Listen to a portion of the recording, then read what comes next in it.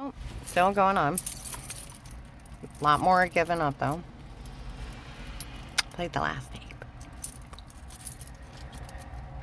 See, no officer or judge would ever admit to being in somebody's home out of a protected light case and breaking constitutional laws. Okay? And that they get themselves arrested.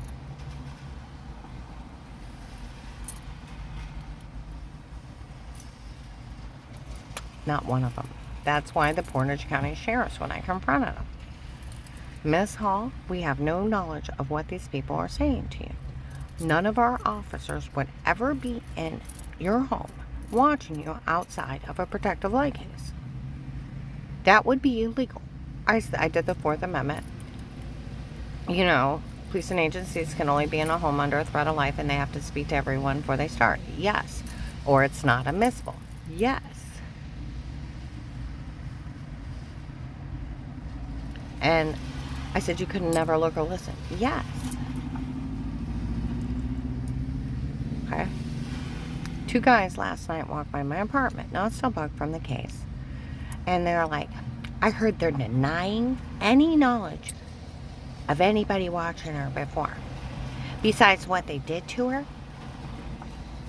Okay? Do we have anything on it? No, not really.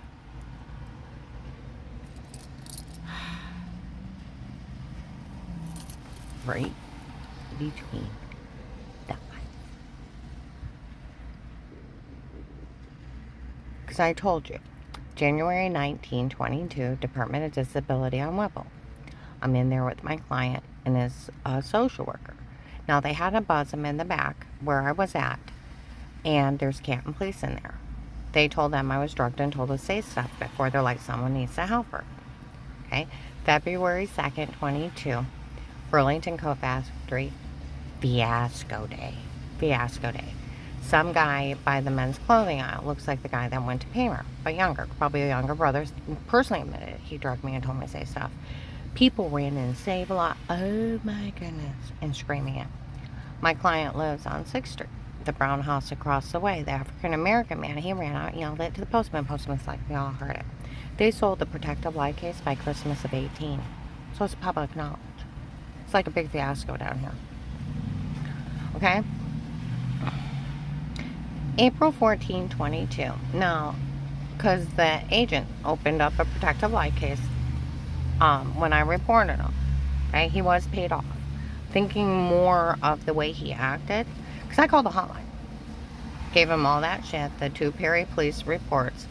The 3 witnesses, how they knew each other, of them knowing that they were going to kill me. Okay, that a call. Then I disappear for 3 days because they kept me drugged up in bed. Okay. Yeah, right. They didn't come looking for me. Okay. Yeah, right. Yeah, right.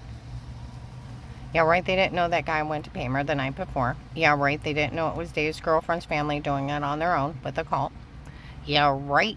They didn't know I was drugged up so bad I couldn't get out of bed.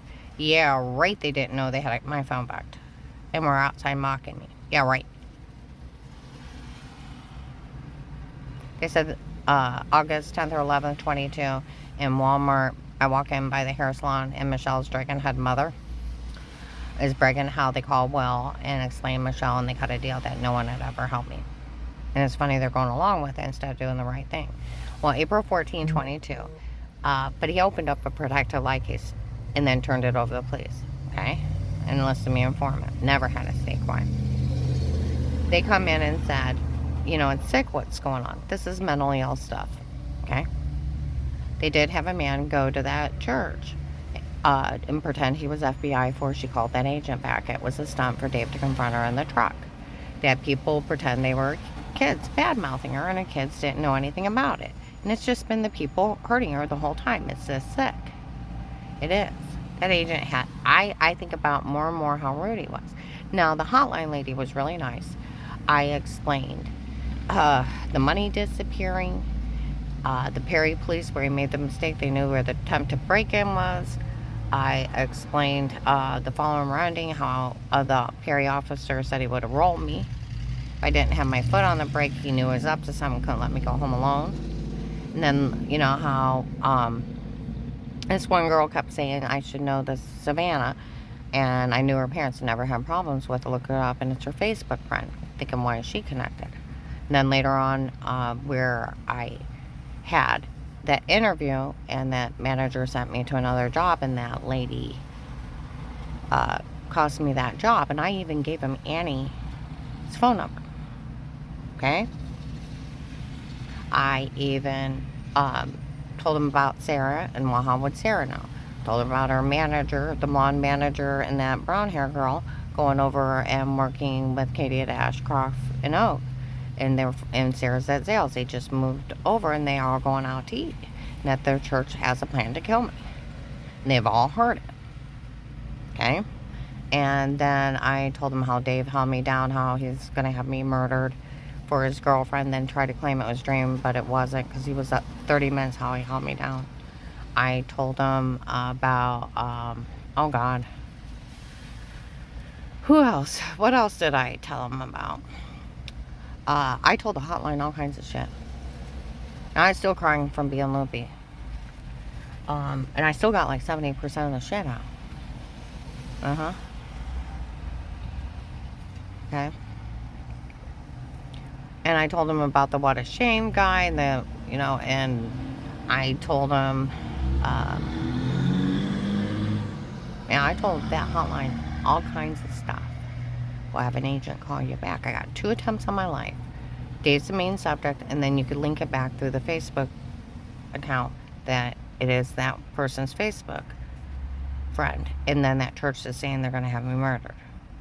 Okay? The 3 people in the mall. Okay? And then it's them. Okay? And then how they impersonated me. I told her how I didn't hang up the phone because I thought it was Dave's girlfriend. You know, that lady was watching that kid. And I thought that's what he did with the $6,000 disappeared from the safe. And then I got this whole thing of how Ron wants me dead because I got wealthy or his kid died. And I explained I had nothing to do with the death. His father-in-law ran a stop sign, and they got semi-hit him. I said, I have documents I was sick. And a few months later, I got well, and Ron lost it, like, mentally at the funeral, screaming, and they had to carry him out. And that minister lies to everybody, and he told everybody I was faking I was sick and faking I got well to hurt him while I was grieving. I said, he's still telling it. And I got documents. But he manipulates people with lies. And I explained that to the hotline. Okay?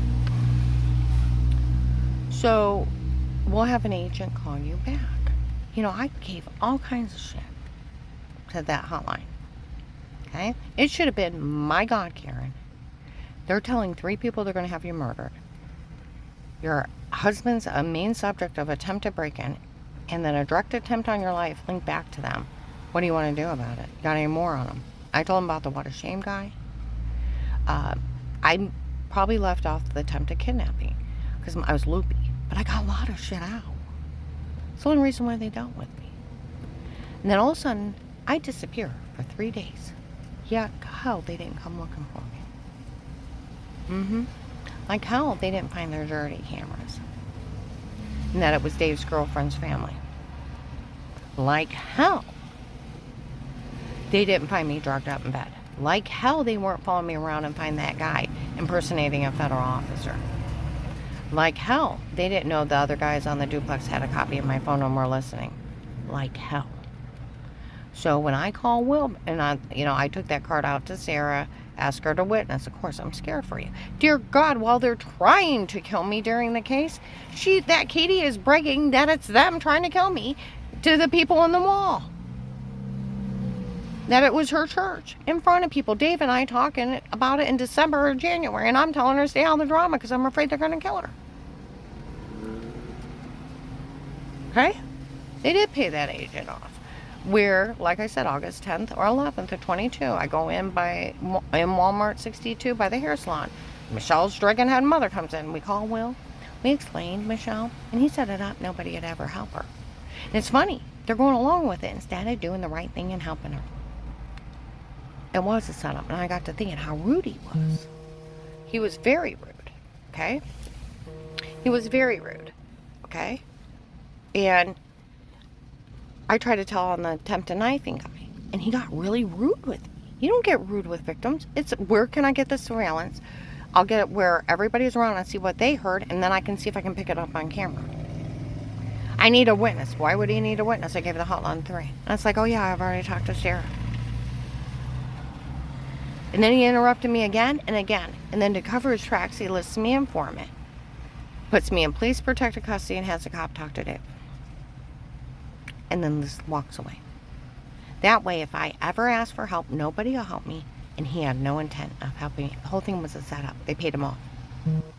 Okay? All right. So, just because Will was corrupt and took a payoff, people need to make up for what happened. It was a setup. The whole thing is nothing but a setup and a scam and payoffs.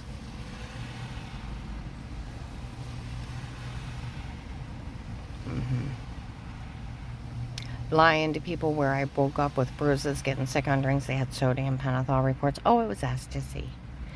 I told you the main cop that went today was at CSE Bank, and he was also at Liberty House Sheriff, June of 19. He told the North Canton Jackson police, the worst thing you ever did wrong, honey, is bend over and probably we can wipe that one out. Well, that was one of her mean games to pretend of lying wrong nightgown and seeing my tushy.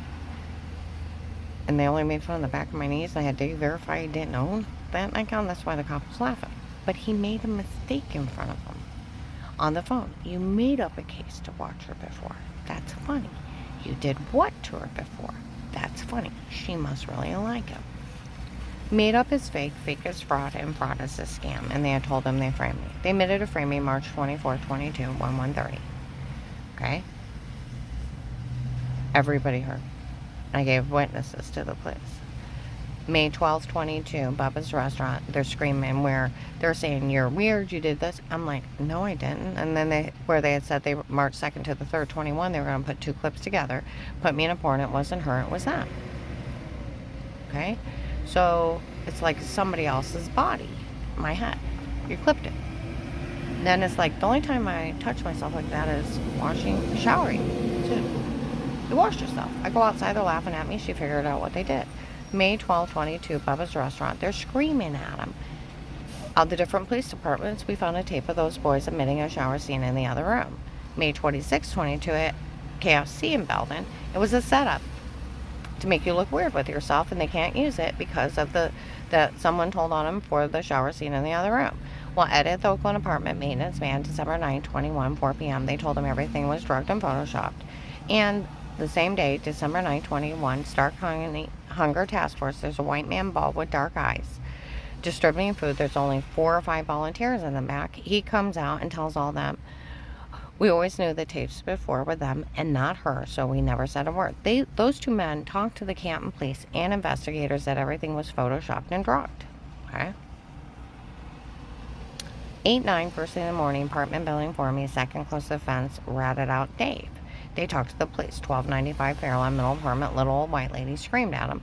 And she talked to several people. May 25th, 21, 6 p.m., Wendy's in Louisville, of the church people breaking in before drugging me and telling me say weirdo stuff.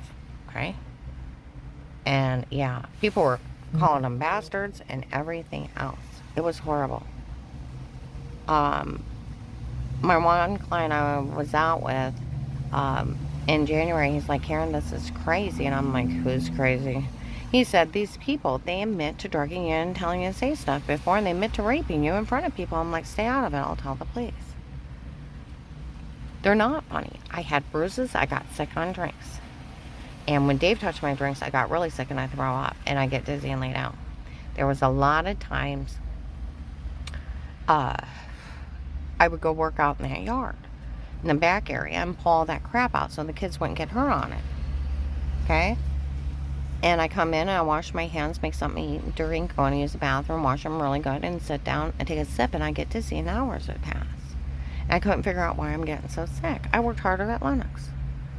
And then waking up with bruises and hand marks, and they said they were beating me under ecstasy. and getting and human trafficking me out to that Steve. That he was actually the one stalker that's wanted by the Maslin police, and that Stephen Eric. That he was actually I had weird dreams, waking up in a fog haze, a man walking across my room, laying down and holding me and feeling safe in his arms, rolling towards him, and I couldn't see his face, and the room would go black. It was Steve raping me under date rape drugs. I don't know him. The investigators up there, after Karen Around the House state case got started, and that's what cops in uniform call it, they said one of my neighbors was stalking me and they didn't know why, and he'd been stalking me for a while. I wonder if he was the man behind the tree watching my house June 1st, where the deer with the head turned, and you can see him hiding behind a tree. I wonder if that's that Steve stalking his victim during the day and then raping him at night. That would make more sense.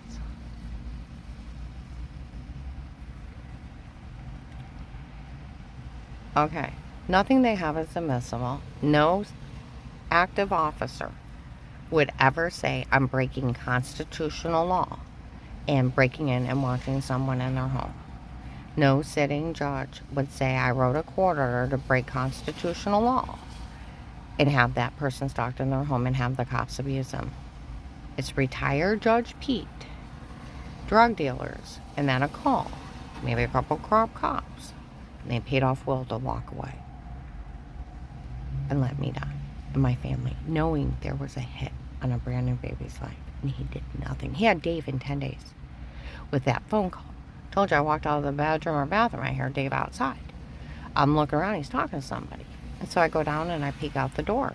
He never seen me. Dixie and the baby are next. We'll teach Josh a lesson for letting her down there. He's so angry he got his hands off, so he couldn't work anymore, and for there's a list, and we'll move on to who we want next.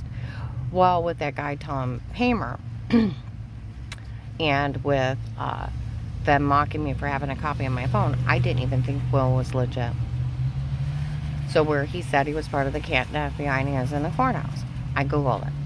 Called there and I found him. I said, my name is Karen Hall. I'm working with Agent Will on threats on my life. My ex-husband was just outside on the phone that he's going to have my daughter-in-law and granddaughter killed, and they have a list. She yells out, Will, he's got a list. I'm working on it. He had enough in 10 days to arrest Dave. He had enough the first day that he should have went out and arrested Katie for saying conspiracy to commit murder. See, that's where Sarah's old manager and her co-worker, you need to call a detective or the police to come arrest her for saying she's going to have you killed. Conspiracy to commit murder is 10 years to life. See, I got to thinking how rude Will was. He kept interrupting. I need a witness. He didn't need a witness. I gave 3 to the hotline. Tried to tell him about the guy at Huntington Bank threatened to knife me that I thought Dave called him. He interrupted me again. He got rude.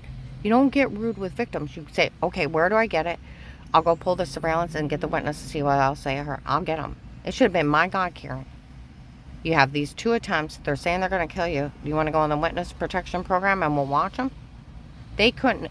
And I'll tell you what, with the Portage County Sheriff saying, Miss Hall, none of our officers were in your home.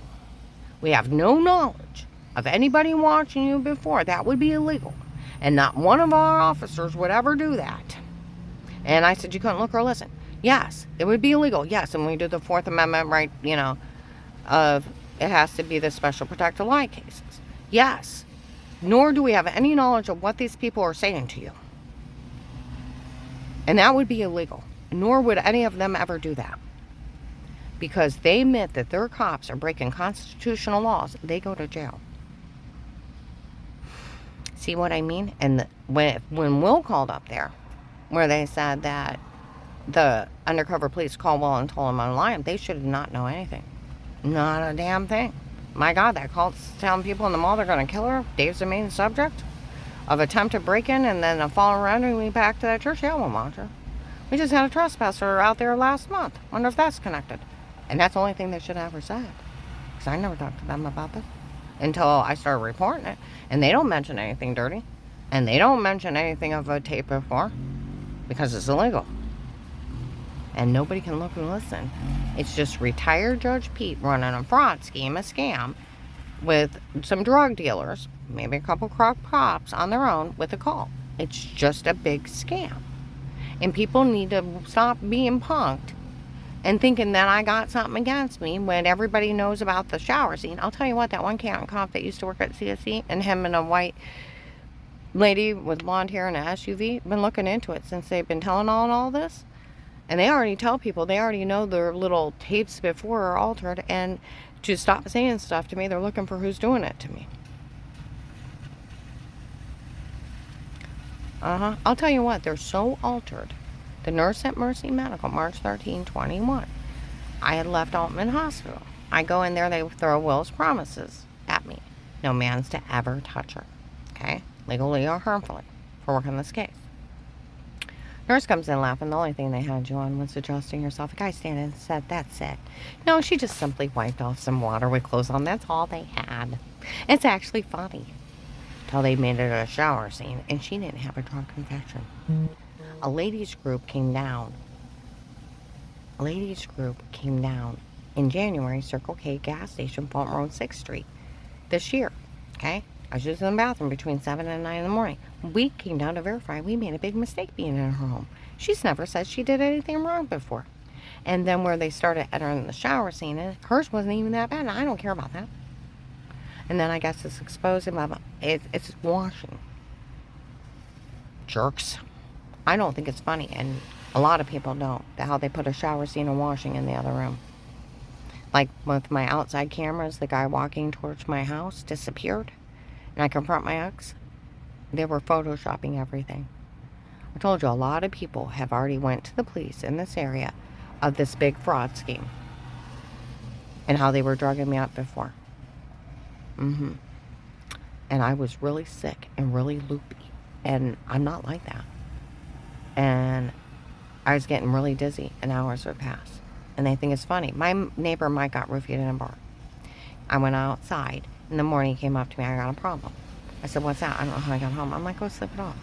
He's like, "You don't understand. I've been sitting there for hours. I don't know how I got out of the bar." I said, "What do you remember?" "The second beer."